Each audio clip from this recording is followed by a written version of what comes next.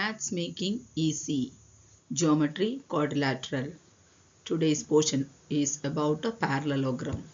Parallelogram is a four-sided polygon with four angles.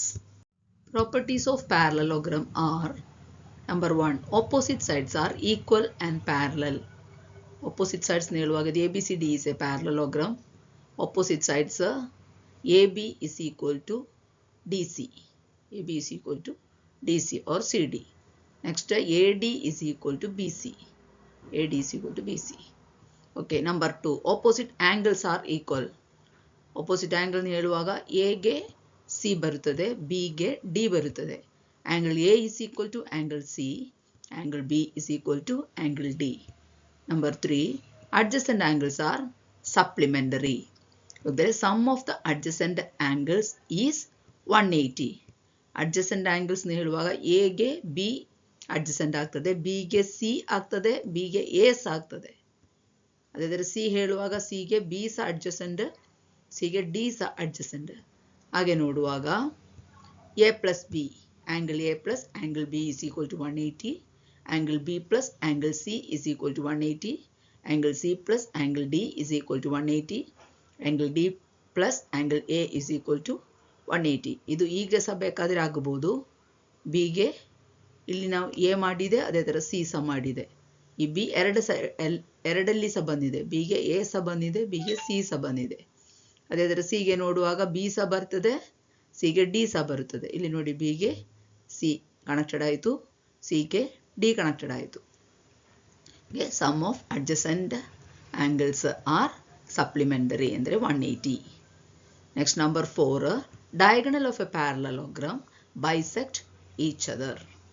Diagonals ಹೇಳಿದರೆ AC and BD ಇದು diagonals. ಅದು bisect each other ಅಂದರೆ ಇದು ಎರಡು ಜಾಯಿನ್ ಮಾಡಿ ಇಂಟರ್ಸೆಕ್ಟಿಂಗ್ ಒಂದು ಪಾಯಿಂಟ್ ಬಂದಿದಲ್ಲ, ಈ ಪಾಯಿಂಟಿಂದ ಈ ಕಡೆ ಒಂದೇ ಡಯಾಗನಲ್ಲಿ ಆಚೆ ಈಚೆ ಹೋಗಬೇಕು, ಅದು ಈಕ್ವಲ್ ಬರುತ್ತದೆ. ಇಲ್ಲಿ ಸಿಂಬಲ್ ನೋಡಿ, ಇಲ್ಲಿ 1 ಲೈನ್ ಉಂಟು, ಈ ಸೈಡಲ್ಲಿ ಸಹ 1 ಲೈನ್ ಉಂಟು. ಸೊ ಅದೇ ಥರ ಇಲ್ಲಿ 2 ಲೈನ್ಸ್ ಉಂಟು, ಅದೇ 2 line same number of lines ತೋರಿಸುವಾಗ ಅದು ಈಕ್ವಲ್ ಅಂದೆ. ಈಗ ನೋಡಿ EA, ನಾನು ಈ ಲೈನಲ್ಲಿ ನೋಡಿದೆ, EA is equal to EC. ಅದೇ ಥರ EB is equal to ED. ಇದು ಸುಮ್ಮನೆ ನೋಡಿದರೆ ಆಗುವುದಿಲ್ಲ, ಇದು ಸರಿಯಾಗಿ ಚಿತ್ರದ ಬಗ್ಗೆ ಪ್ರಾಕ್ಟೀಸ್ ಮಾಡಿ ಬೈ ಹಾರ್ಟ್ ಮಾಡಬೇಕು.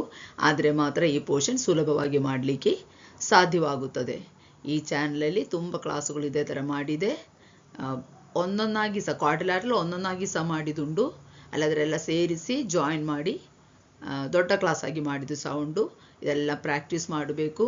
ಮ್ಯಾಥ್ಸ್ ಈಸಿ ಆಗಬೇಕಾದರೆ ಡೈಲಿ ಲೆಕ್ಕದಲ್ಲಿ ಪ್ರಾಕ್ಟೀಸ್ ಮಾಡಬೇಕು. ಒಂದೊಂದು ಪೋರ್ಷನ್ಸ್ ಡೈಲಿ ಲೆಕ್ಕದಲ್ಲಿ ಪ್ರಾಕ್ಟೀಸ್ ಮಾಡಿ ಅನಂತರ ಅದನ್ನದು ಪ್ರಾಬ್ಲಮ್ಸ್ ವರ್ಕೌಟ್ ಮಾಡಬೇಕು.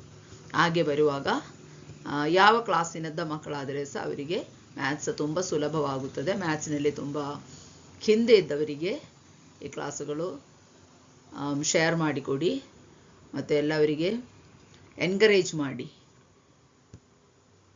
ಓಕೆ,